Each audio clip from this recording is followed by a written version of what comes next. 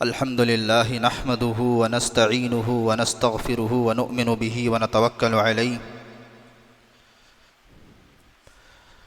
ونعوذ بالله من شرور أنفسنا ومن سيئات أعمالنا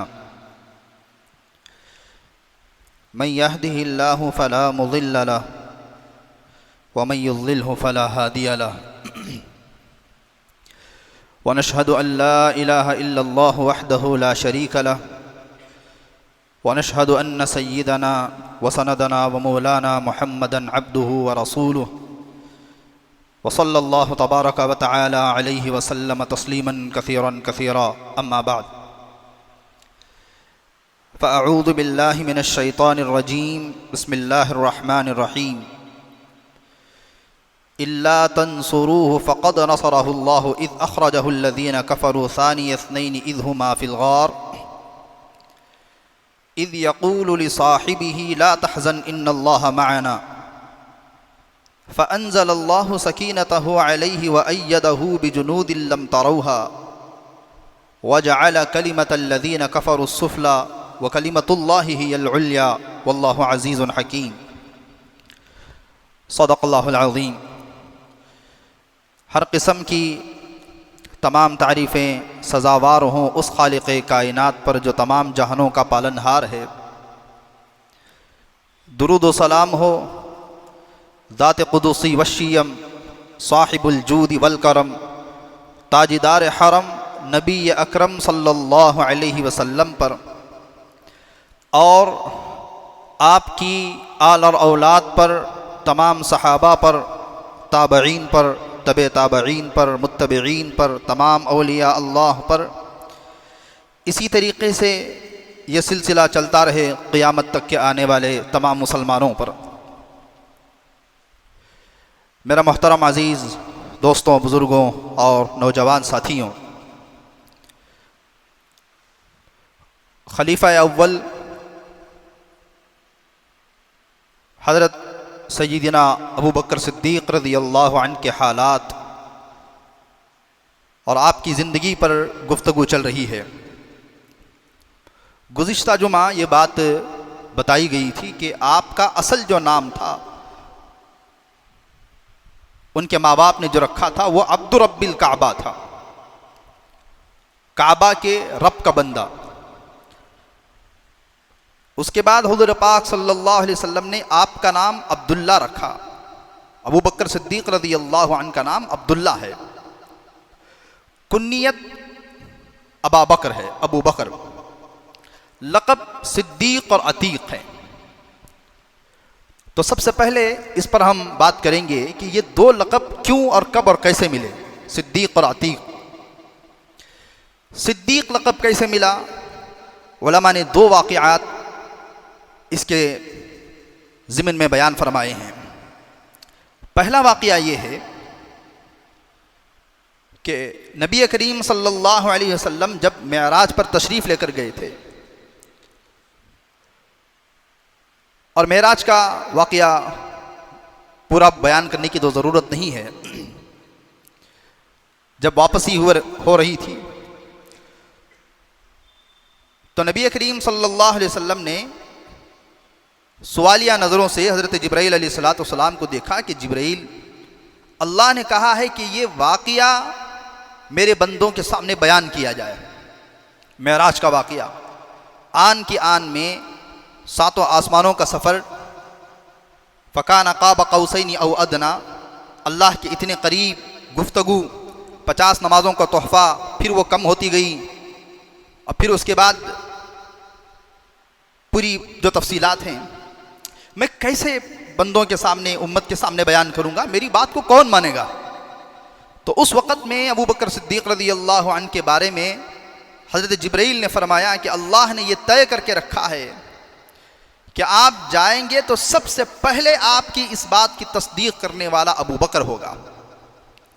چنانچہ نبی کریم صلی اللہ علیہ وسلم جو ہے جب تشریف لائے اور قریش کے سامنے، اہل مکہ کے سامنے جو ہے معراج کے واقعے کو بیان فرمایا تو سب ہنسنے لگے، مذاق اڑانے لگے۔ یہ کیا بات ہے بھی کہ ایک ہی رات میں جو ہے یہاں سے مسجد اقصیٰ گئے ہیں پھر بیت المقدس گئے، پھر وہاں انبیاء کی امامت فرمائی، پھر اس کے بعد ساتوں آسمان، پھر بات چیت، پھر واپسی۔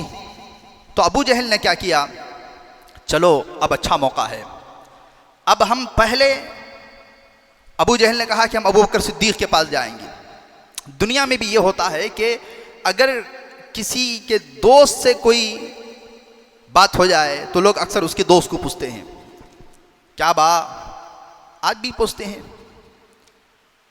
کوئی بہت زیادہ کسی عالم کے قریب رہا، ذرا بھی فرق ہو گیا، کیا بات تمہارے حضرت، ایسے ہی پوچھتے نا۔ تو سیدھے ابو جہل جو ہے ابو بکر صدیق رضی اللہ عنہ کے پاس گیا۔ ابو بکر صدیق رضی اللہ عنہ گھر کے اندر موجود تھے۔ کہا بھئی باہر تو آؤ، تم نے سنا نہیں کہ تمہارے یار نے کیا کہا؟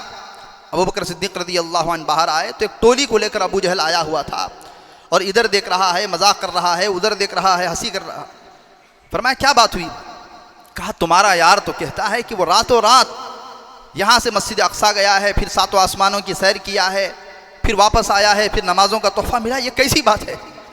ابو بکر صدیق رضی اللہ عنہ نے فرمایا کیا تو نے تیرے کانوں سے سنا نبی کریم صلی اللہ علیہ وسلم کو یہ فرماتے ہوئے؟ ابو جہل نے کہا میں نے تو سنا ہے۔ ابو بکر صدیق نے فرمایا واللہ، اللہ کی قسم اگر انہوں نے کہا ہے تو سچ کہا ہے۔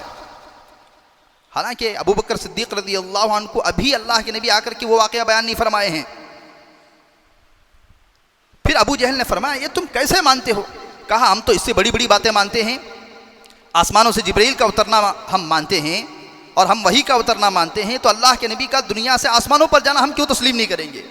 ایک وجہ ہوئی آپ کو صدیق لقب ملنے کی۔ دوسرا واقعہ بھی بڑا عجیب واقعہ علماء نے بیان فرمایا ہے، اس کو تفسیر کبیر میں امام رازی نے بیان فرمایا ہے، اور تفسیر کبیر ان 4-5 بڑی تفسیروں میں سے ہے جن کے بارے میں علماء نے کہا کہ اگر کوئی عالم ان 4-5 تفسیروں کو دیکھ لینا اسے پھر دوسری تفسیر دیکھنے کی ضرورت نہیں ہے۔ امام رازی کی تفسیر کبیر، علامہ ابن کثیر کی تفسیر ابن کثیر، اور روح المعانی، تفسیر کشاف، تفسیر قرطبی، امام قرطبی کی۔ تو حضرت نے لکھا ہے تفسیر کبیر میں امام رازی نے، جب نبی کریم صلی اللہ علیہ وسلم دنیا سے پردہ فرما گئے، آپ وفات پا گئے تھے، تو اس وقت میں صحابہ ان کنٹرول تھے، کوئی کنٹرول میں نہیں تھے۔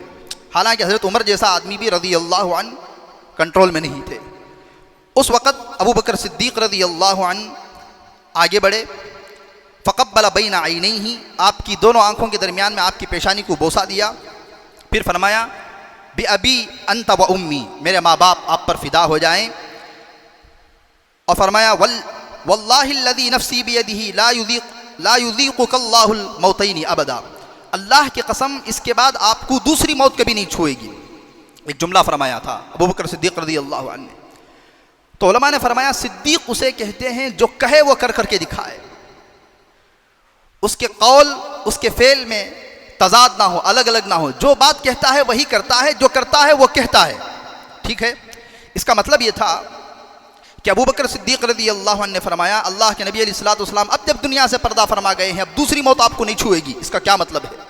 دوسری موت کا کیا مطلب ہے؟ تیسری موت کا کیا مطلب ہے؟ سوچنے والی بات ہے۔ اب روایات کو کھنگالیں گے تو یہ بات ملتی ہے کہ انسان جب مر جاتا ہے نا، اور جب قبر میں لٹایا جاتا ہے، وہ سب بات آپ حضرات نے سن رکھی ہے کہ ابھی دفنا کر جو ہے 40 قدم جاتے نہیں کہ فرشتے آتے ہیں، اس کو بٹھایا جاتا ہے، روح اس کے اندر ڈالی جاتی ہے، سوال جواب اس کے اندر ہوتا ہے، پھر اس روح کا تعلق برقرار رکھتے ہیں، روح باقی نہیں رہتی ہے، عام انسانوں کی بات کر رہا ہوں، روح کا تعلق برقرار رکھتے ہیں، روح باقی نہیں رہتی ہے، پھر اس کو کہا جاتا ہے کہ بھی سو جا۔ اگر اچھا آدمی ہے، نیک انسان ہے، تو جنت کی جو نعمتیں ہیں اسے محسوس کرے گا، اگر برا ہے تو دوزخ کی جو تکلیفات ہیں وہ قبر میں وہ کیا کرے گا؟ محسوس کرے گا۔ لیکن یہ بات انبیاء کے ساتھ نہیں ہے۔ انبیاء کرام علیہم الصلوۃ والتسلیم جب اپنی قبر میں جاتے ہیں تو جب ان کو روح لوٹائی جاتی ہے تو پھر دوبارہ ان سے نکالی نہیں جاتی ہے۔ یہی وجہ ہے کہ علماء نے فرمایا اللہ کے نبی علیہ الصلوۃ والسلام ہو یا جتنے انبیاء ہیں، اللہ کے نبی علیہ الصلوۃ والسلام جب انسان جاتا ہے روزے پر سلام کرتا ہے تو سلام کا جواب اندر سے دیتے ہیں، اور شفاعت کی درخواست کرتا ہے تو اس کی سفارش بھی قبول کی جاتی ہے، اس کی سفارش کا وعدہ کیا جاتا ہے، قرآن میں بھی وہ آیات ہے۔ اب دیکھیے جو نو مسلم تھے، ابھی ابھی اسلام میں لائے تھے، ان لوگوں کو بات سمجھ میں نہیں آئی کہ پھر دوسری موت کا کیا مطلب ہے؟ جو مر گیا سو مر گیا، جو وفات پا گئے وہ وفات پا گئے۔ یہ ابوبکر صدیق نے کیا بات فرمائی؟ تو ابوبکر صدیق رضی اللہ عنہ نے جو بات نبی کریم صلی اللہ علیہ وسلم جب دنیا سے پردہ فرما گئے اس وقت میں کہی تھی کہ واللہ لا یذیقک اللہ موتین ابدا، کہ آپ کو دوسری موت کبھی نہیں چھوئے گی۔ مطلب کیا ہے؟ آپ اپنی قبر میں زندہ ہیں، یہ مسئلہ بیان فرمایا علماء کی امت کے لیے، یہ بہت بڑا مسئلہ تھا۔ آج بھی کچھ بدنصیب ایسے ہیں جو یہ کہتے ہیں الیاذ باللہ من ذالک، زبان بھی لڑکھڑاتی ہے، جیسے عام انسان جو ہے مرنے کے بعد ان کا تعلق کوئی روح سے نہیں ہوتا ہے، ویسے ہی سرکار مدینہ صلی اللہ علیہ وسلم بھی جو ہے اپنی قبر میں کیا ہے؟ وہ زندہ نہیں ہے، الیاذ باللہ من ذالک۔ ہے آج طبقہ ایک ہے کم عقل، جہالت سے بھرا ہوا۔ اب یہ بات تو کہی تھی ابوبکر صدیق رضی اللہ عنہ نے کس وقت میں؟ نبی کریم صلی اللہ علیہ وسلم جب پردہ فرما گئے تھے۔ اب اس کو ثابت کیسے کیا؟ ثابت کیسے کیا؟ اس کو امام رازی نے لکھا ہے، فرمایا جس وقت میں ابوبکر صدیق رضی اللہ عنہ کی وفات کا وقت قریب آیا تو ابوبکر صدیق رضی اللہ عنہ نے حضرت علی کو بلایا، کہا علی ادھر آؤ، وصیت نوٹ کرو۔ بہت وصیت لکھوائی، اس میں یہ کہا کہ جب میرا انتقال ہو جائے میرے جنازے کو نبی کریم صلی اللہ علیہ وسلم کے حجرے میں آپ کی مزار میں لے جا کر کے رکھ دینا، اجازت ہو تو دفنانا، نہ ہو تو نہ دفنانا۔ لوگ حیران ہیں، بھئی یہ کیا بات چیت کر رہے ہو، یہ کون سی وصیت کر رہے ہو، کس کی اجازت کی بات ہے، کون سی اجازت کی آپ بات کر رہے ہیں؟ ابوبکر صدیق نے فرمایا رضی اللہ عنہ جیسے کہا جائے وصیت پر عمل کیا جائے۔ امام راضی لکھتے ہیں جب حملت جنازتہ الی باب قبر النبی صلی اللہ علیہ وسلم، جب آپ کے جنازے کو اللہ کے نبی علیہ الصلوۃ والسلام کی مزار کے جو ہے اٹھایا گیا، وہاں پر رکھ دیا گیا، ونودیا، صحابہ نے ندا لگائی، آواز لگائی، السلام علیکہ یا رسول اللہ۔ یہ کوئی چھوٹی کتاب نہیں ہے، تفسیر راضی ہے۔ ھذا ابو بکر بالباب، یہ ابو بکر ہے یا رسول اللہ جو آپ کے دروازے پر ہے۔ قد انفتح وَإِذَا بِحَاتِفٍ يَحْتِفُ مِنَ الْقَبْرِ، اندر قبر سے آواز آئی ادخل الحبیب الی الحبیب، کہ حبیب کو حبیب سے ملا دیا جائے۔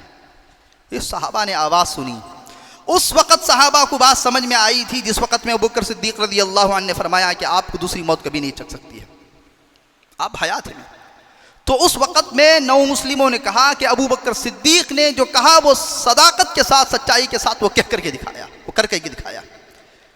اب علماء نے دو وجہ بیان فرمائی کہ آپ کو صدیق کیوں کہا گیا ہے۔ عتیق کہتے ہیں آزاد کو۔ ام المؤمنین حضرت عائشہ رضی اللہ عنہا فرماتی ہیں رسول کریم صلی اللہ علیہ وسلم کو جتنا ساتھ دنیا میں ابو بکر نے دیا ہے اتنا کسی اور نے، دوسرے صحابہ نے بھی دیا ہے۔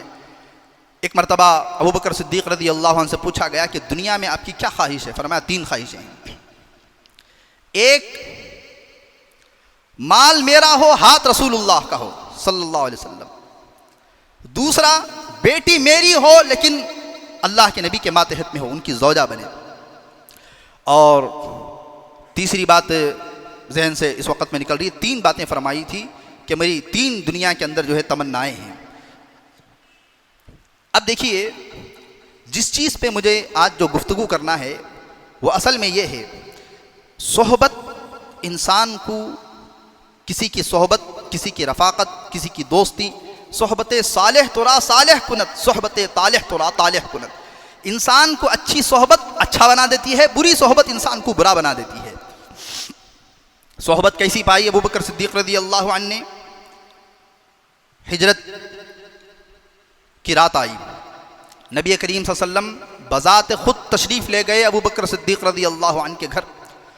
علماء نے لکھا جتنے صحابہ نے ہجرت کی وہ اللہ کے نبی کے پاس چل کر کے آئے تھے، لیکن ہجرت کے موقع پر اللہ کے نبی علیہ الصلوۃ والسلام چل کر کے گئے ہیں ابو بکر صدیق رضی اللہ عنہ کے گھر میں۔ فرمایا ابو بکر کچھ ضروری بات کرنی ہے۔ آس پاس میں بچے کھڑے ہوئے تھے، حضرت سلمہ بھی کھڑی ہوئی تھی۔ فرمایا یا رسول اللہ کہیے۔ اللہ کے نبی نے فرمایا بچے کہا اہلی اہلک، یا رسول اللہ میرا خاندان آپ کا خاندان ہے، میں نے ایسی تربیت کی ہے، آپ بتائیے کیا بتانا چاہتے ہیں میرے بچوں کے سامنے۔ کہا میں نے خواب میں دیکھا ہے، مجھے وہی نازل ہوئی ہے کہ میں ہجرت کروں تمہارے ساتھ میں۔ اس وقت میں ابو بکر صدیق نے فرمایا رضی اللہ عنہ، یا رسول اللہ میں نے 6 ماہ قبل خواب میں دیکھا تھا کہ میں آپ کے ساتھ ہجرت کر رہا ہوں۔ یہ کہہ کر کے گھر کے پیچھے حصے میں لے گئے اور پردہ ہٹایا تو 2 اونٹ تیار کھڑے ہیں، جیسے میں کسی کے پاس کوئی جا کر کے بھی کہیں چلنا ہے، حضرت سروس گرویس کرا کو گاڑی ریڈی رکھ کر ہوں۔ 6 ماہ سے ان اونٹنیوں کو ہمیشہ کے لیے میں نے تیار رکھا ہے کہ میں نے جو خواب دیکھا تھا وہ کسی بھی رات میں مکمل ہو سکتا ہے۔ یا رسول اللہ میں اس خواب کا انتظار کر رہا تھا۔ اللہ کے نبی علیہ الصلوۃ والسلام نے اپنے پیسے نکالے اور کہا کہ یہ اونٹنی میں اپنے پیسوں سے خرید کر کے میں جانا چاہتا ہوں۔ اس کے بعد حضرت سلمہ رضی اللہ عنہا نے، جو ابو بکر رضی اللہ عنہ کی بیٹی تھی، انہوں نے آپ کا توشہ باندھا۔ یہ جو کمر بند رہتا نا، کمر بند عورتوں کا، وہ کمر بند پھاڑا، اس میں سے آپ کا توشہ باندھا۔ اسی وقت میں اللہ کے نبی علیہ الصلوۃ والسلام نے حضرت سلمہ کو لقب دیا تھا ذات النطاقین، خوشی میں آپ ہجرت کر گئے، غار ثور کی طرف نکل پڑے آپ۔ اللہ کے نبی علیہ الصلوۃ والسلام، ابو بکر صدیق رضی اللہ عنہ کی کیفیت کیا تھی؟ علماء نے لکھا کبھی ابو بکر صدیق رضی اللہ عنہ آپ کے آگے چلتے تھے کہ کہیں آگے سے حملہ نہ ہو جائے، پھر کبھی پیچھے آ جاتے، پیچھے سے دیکھتے چلتے تھے، کبھی دائیں کبھی بائیں، کبھی آگے کبھی پیچھے، کبھی دائیں کبھی بائیں، اسی انداز سے لے کر چلے ہیں ابو بکر صدیق رضی اللہ عنہ اللہ کے نبی علیہ الصلوۃ والسلام۔ اور آپ کا پورا گھرانہ ہجرت کا رازدار تھا۔ جب اللہ کے نبی علیہ الصلوۃ والسلام کو تلاش کیا جا رہا تھا اور آپ کے بستر پر کفار نے تو طے کر لیا تھا نا کہ آج ہم جو ہے اللہ کے نبی کو جو ہے ختم کر دیں گے، دنیا سے مٹا دیں گے۔ آ کر کے دیکھا تو حضرت علی رضی اللہ عنہ سوئے ہوئے تھے اور پورا مال حضرت علی رضی اللہ عنہ کے جو ہے پاس اللہ کے نبی علیہ الصلوۃ والسلام نے بطور امانت کے رکھ کر کے گئے تھے۔ وہ مال کتنا تھا؟ 26.5 من سونا اور چاندی کا مال تھا، 26.5 من۔ اللہ کے نبی کے پاس مکے والوں کی جو امانتیں تھیں، میں نے اس کی تحقیق کی کہ کتنی امانتیں تھیں۔ 26.5 من سونا اور چاندی اللہ کے نبی کے گھر میں موجود تھا بطور امانت کے مکے والوں کا۔ وہ 26.5 من سونا اور چاندی کی حفاظت آدھی روٹی کھا کر کے کرنے والے حضرت علی رضی اللہ عنہ تھے، کبھی اس کو ہاتھ نہیں لگایا۔ تو بہرحال میں یہ عرض کر رہا تھا کہ پورا گھرانہ اس کا رازدار تھا۔ ابو جہل نے کہا کہ اللہ کے نبی نہیں ہے تو پہلے ابو بکر کے گھر جاتے ہیں۔ ابو بکر صدیق رضی اللہ عنہ کے گھر آئے تو آپ کے والد ابو قحافہ نابینا ہو چکے تھے۔ سیدھا حضرت سلمہ کو پکڑا، کہاں گئے تمہارے باپ، کہاں تمہارے بابا؟ حضرت سلمہ نے فرمایا جہاں جانا تھا وہاں گئے ہیں۔ کہاں گئے ہیں؟ ارے کہیں جانا تھا وہاں گئے ہیں۔ جواب نہیں دیا۔ اس وقت میں کمبخت ابو جہل نے حضرت سلمہ کو زوردار بڑا تھپڑ مار کر کے ڈرایا تھا، پوچھا تھا کہ کہاں گئے، لیکن آپ نے نہیں بتایا۔ آپ کا پورا گھرانہ جانتا تھا۔ آپ گئے ہیں غار ثور میں، بالکل غار ثور قریب آ گئی۔ ابو بکر صدیق رضی اللہ عنہ نے فرمایا یا رسول اللہ آپ ٹھہریں، میں اندر جاتا ہوں۔ آپ نے جا کر کے صاف کیا اور پورا جو کوڑا کرکٹ تھا وہ باہر ڈالا۔ اس کے بعد اللہ کے نبی کو اندر بلایا۔ اندر چھوٹے چھوٹے سوراخ تھے۔ اپنا کرتا، اپنی پگڑی نکال کر کے پھاڑ کر کے سارے سوراخوں کو بند کیا۔ ایک سوراخ بچ گیا تھا، آپ نے اپنی ایڑی مبارک رکھ دی۔ ابو بکر صدیق رضی اللہ عنہ نے فرمایا یا رسول اللہ آپ تشریف لائیے۔ اللہ کے نبی تشریف لائے۔ ادھر سے اللہ نے حکم دیا تو مکڑی نے جالا باندھا، کبوتر نے کیا دیے؟ انڈے دیے۔ اس کے بعد یہاں پر رک کر کے ایک بات میں آپ سے کہنا چاہتا ہوں۔ لوگ کہتے ہیں کہ جو سانپ ڈسا وہ حضرت عیسیٰ علیہ السلام کے زمانے کا جن تھا، آپ پر ایمان لانے کے لیے انتظار میں تھا، یہ بات کہیں سے ثابت نہیں ہے۔ علماء نے لکھا اگر وہ اتنا شریف تھا تو ابو بکر کو ڈسا کیسے رضی اللہ عنہ؟ وہ سانپ تھا، بس اتنا ہی، وہ ڈسا۔ ایسا نہیں کہ وہ جن تھا، اندر سے انتظار میں تھا، پھر کھلتے ہی باہر سامنے آ کر کھڑا ہو گیا، پر وہ ایمان لایا۔ یہ سب باتیں جو ہے کہیں سے ثابت نہیں ہیں۔ اب دیکھیے اصل جو مجھے بات بتانی ہے، علماء نے ایک نقطے کی بات کہی۔ اللہ کے نبی علیہ الصلوۃ والسلام جب گھر سے باہر نکلے نا، پورے گھر کو پہرا دے دیا تھا۔ حضرت علی رضی اللہ عنہ کو سلایا. غور سے سنی میری بات کو. آپ نے حضرت جبرائیل نے کہا تھا, آپ نے ایک مٹھی مٹی اٹھائی اور پڑھ کر کے پھینکا, وما رمیت اذ رمیت ولکن اللہ رمی. سب کی آنکھیں اندھی ہو گئی. ٹھیک ہے, جب آپ اتنے بڑے مجمع میں سب گھیر کے رکھا تھا, سب کی آنکھوں میں دھول جھونک کر کے سب کی آنکھیں اندھی ہو گئی, آپ نکل گئے, تو غار ثور میں چھپنے کی کیا ضرورت تھی؟ سوچنے والی بات ہے نا. وہاں پر بھی آپ کو تلاش کیا جا رہا تھا. فرمایا اصل میں وہ 3 دن وہ 3 راتیں اللہ نے خالصتاً ابو بکر صدیق رضی اللہ عنہ کو اللہ کے نبی کی معیت اور آپ کی صحبت اور آپ کی توجہ کے لیے اللہ نے خاص کر دیا تھا. اہل اللہ کی صحبت سے بہت ساری دل کے اندر جو ایک طاقت قوت پیدا ہوتی ہے. تو بہرحال ابو بکر صدیق رضی اللہ عنہ بھی وہاں بیٹھے ہوئے تھے. آپ دیکھا کہ دشمن تلاش کرتے ہوئے آ گئے. فرمایا یا رسول اللہ, دشمن نیچے نگاہ کرے گا تو ہمیں دیکھ لے گا. اللہ کے نبی علیہ الصلوۃ والسلام نے اس وقت میں فرمایا تھا جس کو قرآن نے بیان فرمایا, لا تحزن ان اللہ معنا. ڈرو مت, اللہ ہمارے ساتھ ہے. علماء نے لکھا کہ یہاں ڈر ابو بکر رضی اللہ عنہ کو اپنی جان کا نہیں تھا. ظاہر بات ہے, پوری جان آپ پر فدا کرنے کے لیے جو انسان تیار ہو, اس حضرت ابو بکر صدیق رضی اللہ عنہ کو اللہ کے نبی کی جان کا ڈر تھا, اپنی جان کا ڈر نہیں تھا. فرمایا لا تحزن ان اللہ معنا. اس کے بعد ایک تفسیر ہے, تفسیر کا نام ہے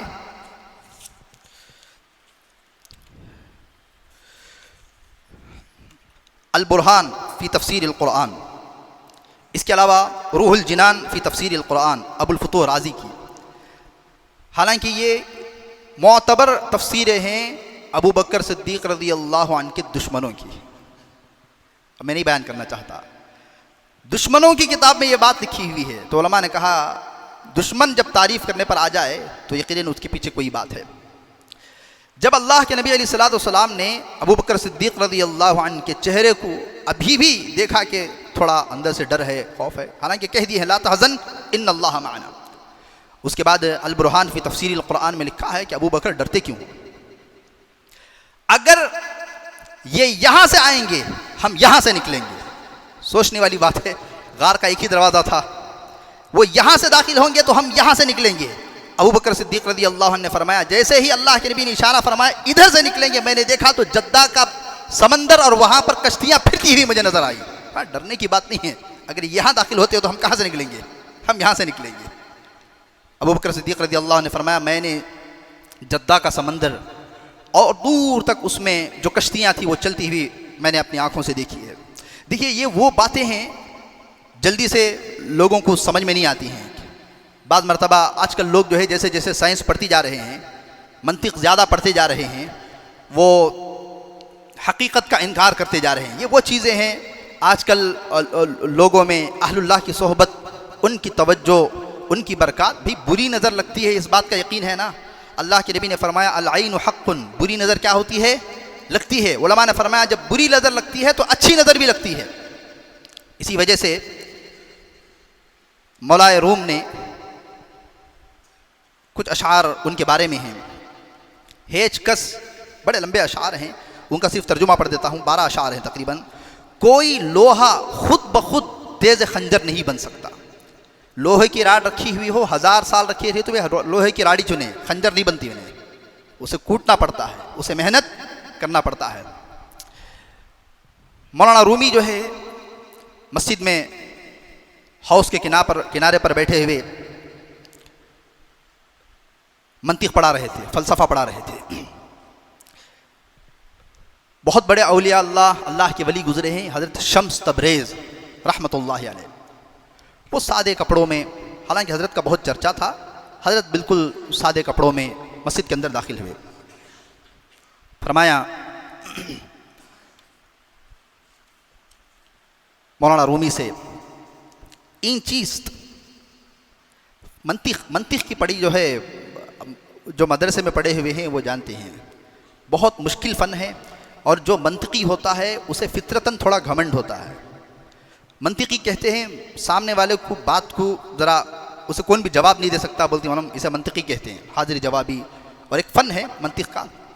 اسی وجہ سے بعض علماء نے یہاں تک کہا ہے یجوز الاستنجاء باوراق المنطق، منطق کے ورقوں سے استنجا جائز ہے. یعنی ایک فن ہے، ایک بہت زیادہ ہے، مدارس میں پڑھایا بھی جاتا ہے، اب میں اس کی زیادہ گہرائی میں جانا نہیں چاہتا ہوں. اینچیسٹ یہ کیا ہے؟ تو مولانا رومی گھمنڈ میں فرمایا کہ این آنس کہ تو نمی دانی، یہ وہ ہے جسے تو نہیں جانتا ہے. شمس تبریز رحمۃ اللہ علیہ نے فرمایا اچھا ایسی بات ہے، پوری کتابیں اٹھا کر کے حوض میں ڈال دی، ایک لات مارا. مولا روم نے، علامہ رومی نے اس کو اپنی ہاتھوں سے لکھا تھا، کہا ارے بیڑا غرق کر دیا، میری زندگی کی محنت تم نے پانی میں ڈال دی. میں نے اپنے ایک چھپائی کا دور نہیں تھا، پرنٹ کا دور نہیں تھا، بڑی محنت سے میری اپنی زندگی بھر وہ کتابیں میں نے ہاتھ سے لکھی تھی اور تم نے اٹھا کے پانی میں ڈال دی. تو فرمایا ڈر مت. پھر پانی میں اترے، کتابیں اٹھائیں پانی سے، ایک دم سوکھی کتابیں، دھول لگی ہوئی، دھول پوچھا رکھی، پھر دھول پوچھتے گئے، کتابیں رکھتے گئے. تو پھر فرمایا مولانا روم نے شمس تبریز سے این چیز یہ کیا ہے؟ تو فرمایا این آنس کہ تو نمی دانی، یہ وہ ہے کہ جسے تو نہیں جانتا ہے، یہ وہ ہے جسے تو نہیں جانتا ہے. یہ سب اللہ والے کی باتیں ہیں. اس کے بعد مولا روم، علامہ رومی نے کہا ہے کہ میں مولوی روم سے مولا روم جو بنا، یعنی صرف پروفیسر سے، لیکچرر سے جیسے میں علامہ بنا، وہ شمس تبریز کے ہاتھ میں ہاتھ دینے کی وجہ سے میں بنا تھا. اہل اللہ کی صحبت، اللہ کے نبی علیہ الصلوۃ والسلام کی صحبت، آپ کی توجہ کا اثر ابو بکر صدیق رضی اللہ عنہ پہ اتنا پڑا. علماء نے لکھے ہیں جب آپ غار سے نکلے، قبا پہنچے ہیں، قبا میں آپ نے 14 دن قیام فرمایا ہے. فرمایا حضرت ابو بکر صدیق رضی اللہ عنہ 3 دن 3 رات کیا باتیں کر لے بیٹھے تھے کیا انہوں غار کے اندر؟ سوچنے والی بات ہے نا. جو توجہات اللہ کے نبی نے حضرت ابو بکر صدیق رضی اللہ عنہ کے اوپر ڈالی، علماء نے لکھا ہے کہ ابو بکر صدیق رضی اللہ عنہ کا چہرہ، چال ڈھال پوری اللہ کے نبی علیہ الصلوۃ والسلام کے قریب مشابہ ہو گئی تھی. یہی وجہ ہے کہ اللہ کے نبی علیہ الصلوۃ والسلام قباء میں بیٹھے ہیں، روایات موجود ہیں، بخاری کی روایات ہیں، لوگ آتے تھے ابو بکر صدیق رضی اللہ عنہ کو ہاتھ ملتے تھے، لوگ آتے تھے ملتے تھے، لوگ آتے تھے آپ مصافحہ کرتے تھے. ابو بکر صدیق رضی اللہ عنہ نے فرمایا بھائی یہ کیا ہو گیا؟ اپنی چادر نکالی، اللہ کے نبی علیہ الصلوۃ والسلام کے اوپر کیا اور کہا کہ آقا یہ ہے، غلام یہ ہے. پہچاننے میں غلطی ہو رہی ہے، یہ نبوت کی توجہ کے برکات ہے. انسان جب کسی انسان سے زیادہ جو ہے فیض حاصل کرتا ہے تو اس کی چال، اس کی ڈھال، اس کا رنگ، وہ پورا رنگ برنگا جاتا ہے. 2 واقعات میں اس کے بیان کرتا ہوں، سمجھ میں آئے تو ٹھیک، ہضم ہو تو ٹھیک، نہیں ہو تو کیا کر دینا، چھوڑ دینا. 2 واقعات. ایک حضرت خواجہ باقی باللہ کا. حضرت خواجہ باقی باللہ بہت بڑے اللہ والے گزرے ہیں. اس کو حضرت حاجی امداد اللہ مہاجر مکی رحمۃ اللہ نے بیان فرمایا ہے، اور امام شعرانی نے بھی بیان فرمایا ہے، بہت بڑے امام ہیں. حضرت خواجہ باقی باللہ کا نان بائی تھا، کوک پکانے والا، پکاتی صاحب، بہت خدمت کرتا تھا. ایک مرتبہ کوئی وفد آیا، وہ وفد کی اس نے بہت خدمت کی. حضرت خواجہ باقی باللہ نے کہا کہ کیا مانگتا ہے؟ اس نے کہا حضرت مجھے آپ جیسا بنا دیجیے. کہا ذرا سوچ لے، مانگ کیا مانگتا ہے؟ اس نے ضد کی 2-3 مرتبہ. حضرت نے کہا، اس نے کہا کہ حضرت آپ مجھے آپ جیسا بنا دیجیے. وہ سادہ بندہ تھا. حضرت گئے حجرے کے اندر اور اس پر توجہ خاص اسے کہتے ہیں، توجہ خاص ڈالی گئی. یہ سب بے پر کی باتیں نہیں کر رہا ہوں. باہر آئے ہیں دونوں چہرے حضرت خواجہ باقی باللہ کے، بس فرق صرف اتنا تھا کہ وہ جھوم رہا تھا، وہ قابو میں نہیں تھا، یہ قابو میں تھے. 3 دن کے بعد وہ انتقال کر گیا. یہ سب اہل اللہ کی چیزیں ہیں، یہ سب برکتیں ہیں. لیکن یہ تصوف، یہ علماء سے تعلقات، یہ اہل اللہ سے تعلقات آج کے سائنس پڑھنے والوں کو سمجھ میں نہیں آئیں گے. وہ کہیں گے ہاؤس پاسبل، یہ کیسے ممکن ہو سکتا ہے؟ یہ ویسے ہی ممکن ہے جیسے صحابہ نے پانی پر گھوڑے دوڑائے تھے. یہ ویسے ہی ممکن ہے جیسے صحابہ نے، ایک صحابی نے اتنا تیز زہر کے زبان پر رکھ کر مزہ کسی نے نہیں بتایا کہ تیکھا تھا، کڑوا تھا، میٹھا تھا، کیسا تھا، اس سے پہلے مر گئے. بسم اللہ الذی لا یضر مع اسمہ شیء فی الارض ولا فی السماء وسمع العلیم پڑھ کر کے پورا پی گئے تھے. تو میں یہ کہہ رہا تھا کہ صحبت، غار ثور کی صحبت نے ابو بکر صدیق رضی اللہ عنہ کے سینے میں ایسی چیزوں کو بھر دیا. یہی وجہ ہے کہ اللہ کے نبی علیہ الصلوۃ والسلام جب دنیا سے پردہ فرما کر کے چلے گئے، ایک طوفان سا کھڑا ہو گیا، ایک طوفان برپا ہو گیا، حافظوں کو شہید کر دیا گیا، مرتد لوگ ہو رہے تھے، اتنے ہزاروں لوگ مرتد ہو گئے. میں بیان کر سکتا ہوں لیکن آپ سننے کی طاقت نہیں رکھ سکتے. سمندر کو سمندر لوگ مرتد ہو رہے تھے، اسلام چھوڑ کر کے پیچھے واپس جا رہے تھے. 5 لوگوں نے نبوت کا دعویٰ کر دیا تھا، اس میں ایک عورت بھی تھی، اس نے مسلمہ بن کذاب سے شادی کی کہ ایک نبی یا ایک نبی سے شادی ہوتی ہے، الیاذ باللہ من ذالک۔ ادھر ایک لوگوں نے زکوٰۃ کو دینے سے منع فرمایا تھا، مانعین زکوٰۃ پیدا ہو گئے تھے کہ ہم زکوٰۃ جو ہے ہم خود دیں گے، زکوٰۃ گورنمنٹ کو ہم حوالے نہیں کریں گے۔ ایسے بہت سارے فتنے کیا ہو گئے تھے، سر ابھار دیے تھے۔ حضرت عمر رضی اللہ عنہ جیسا بہادر انسان بھی پریشان، حضرت علی رضی اللہ عنہ ہیرو، اسلام کے ہیرو، سب پریشان ہیں، سب صحابہ پریشان ہیں۔ ابو بکر صدیق رضی اللہ عنہ کون ہے؟ نرم دل ہے۔ کون ہے؟ نرم دل ہیں۔ لیکن علماء نے لکھا کہ یہ 3 دن غار ثور کی صحبت کا اثر اس وقت میں نظر آیا۔ ابو بکر صدیق رضی اللہ عنہ حضرت عمر کو بلایا، ادھر آؤ بھی عمر، ادھر آؤ، کیا ہو گیا؟ انت جبار فی الجاہلیہ، جاہلیت میں تو بڑے توپ بنے پھرتے تھے، اب تمہیں کیا ہو گیا؟ میں ان کے خلاف جہاد کروں گا، میں ان کے خلاف آواز اٹھاؤں گا۔ اینقص الدین وانا حی، یہ جملہ ابو بکر صدیق رضی اللہ عنہ کا تاریخی جملہ اس وقت میں کہا کہ ابو بکر کے زندہ ہوتے ہوئے دین میں کمزوری آ جائے یہ کبھی بھی برداشت نہیں کر سکتا۔ تو حضرت عمر رضی اللہ عنہ کے سینے پہ ایک مکہ مارا کہ زمانے جاہلیت میں تو بڑے توپ، بڑے ہیرو جو ہے بڑے زور چھاتی اونچا کر کے پھرتے تھے، اب تمہیں کیا ہو گیا کہ نرم دل ہو گئے ہو؟ اصل میں مسئلہ یہ تھا، حضرت عمر رضی اللہ عنہ نے فرمایا تھا کہ ابو بکر ابھی آپ کی حکومت مضبوط نہیں ہوئی ہے، ابھی آپ کی خلافت جو بیٹھے ہیں ابھی کوئی قدم اٹھایا نہ جائے۔ ابو بکر صدیق نے فرمایا یہی صحیح وقت ہے قدم اٹھانے کا، ورنہ لوگ اسلام سے پھرتے چلے جائیں گے۔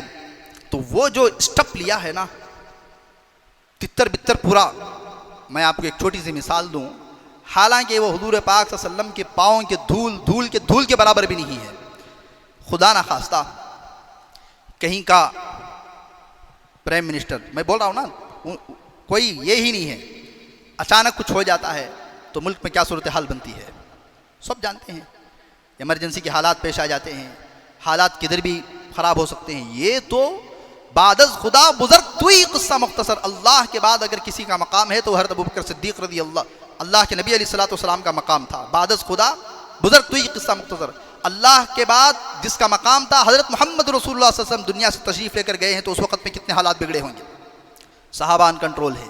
تو اس وقت میں جس سچویشن کو تھاما ہے وہ ابو بکر صدیق رضی اللہ عنہ نے بڑی مضبوطی کے ساتھ تھاما ہے۔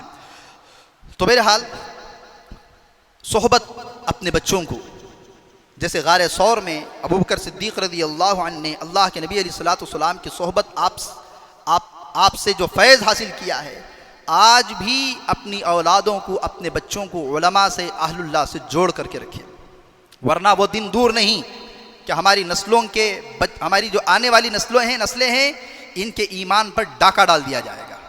اللہ والوں کے پاس جو ہے ہاتھ تھمائے رکھیں، اللہ تعالیٰ ان پر جو برکات نازل فرماتا ہے ان سے تعلق رکھنے والوں پر بھی اللہ تعالیٰ وہ برکات کو نازل فرماتا ہے۔